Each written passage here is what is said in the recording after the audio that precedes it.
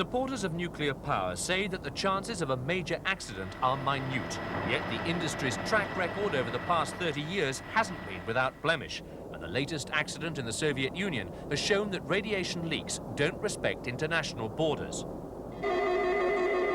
It isn't easy to simulate a nuclear accident, so the Americans have built a series of full-scale replica power station control rooms. The inquiry into the 3 Mile Island accident revealed that not only equipment had been at fault.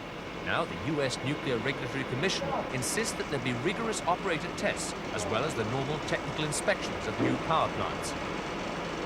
The control room simulators are built as exact copies of existing or new nuclear power stations. Attention is paid to detail, down to the color of the paint on the walls.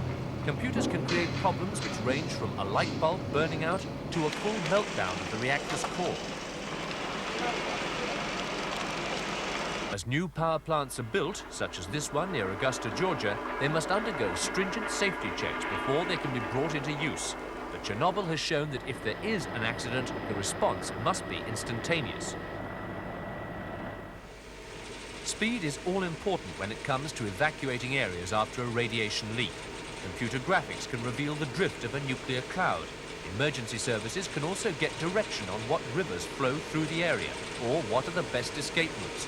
But any contingency plans are only as good as their implementation. Past events have shown that local officials or even governments are concerned lest they overstate an accident. They fear false alarms may raise as many doubts about the industry as real leaks. This Land Rover has a central role in Britain's contingency plans. In the event of a radiation leak, it would tour the area with its probe, checking for contamination. There's small-scale equipment on board to measure the radiation levels in the samples. It's all a very long way from the Americans' computer graphics. The United States says that it learned a great deal from the accident at 3 Mile Island. Yet despite direct experience of their own, the British still seem to have limited plans. Many radiation leaks involve fires. Those fighting the blaze have to be protected, not only from the frequently fierce temperatures, but also from the risk of contamination. The pen-like instrument on the side of the fireman's head warns when he's reaching a dangerous level of exposure. Mobile units are moved into the area so that emergency workers can shower off external contamination. Any clothing that's been exposed to radiation is disposed of and then destroyed later. Every effort is made to limit contamination to the area immediately affected. Hospitals have wards that can be set aside with specialized equipment in the event of emergency. There are also units designed to deal with patients who have to be isolated from others because of their contact with radiation. But facilities would be put under enormous pressure if they had to cope with a major accident from a nuclear plant.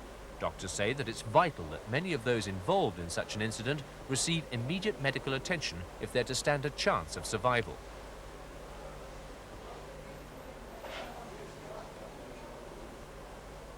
Nuclear industry safeguards have been a key issue in plans to build a pressurized water reactor at Sizewell on Britain's east coast. There's already one power station at Sizewell, and the plans for an extra plant have led to a lengthy public inquiry. Opponents of the coastal plant have made much of the British nuclear power industry's record of playing down its accidents.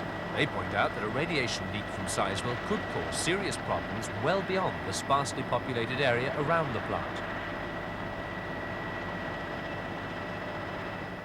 Any release of radiation into the atmosphere would form a cloud. With a prevailing wind from the northeast, that cloud could soon reach the British capital. But the nuclear industry says the chances of such a release are infinitesimal. Unlike most British and American nuclear plants, the Chernobyl reactor had no containment chamber. 36 hours passed before the nearby town of Pripyat was evacuated.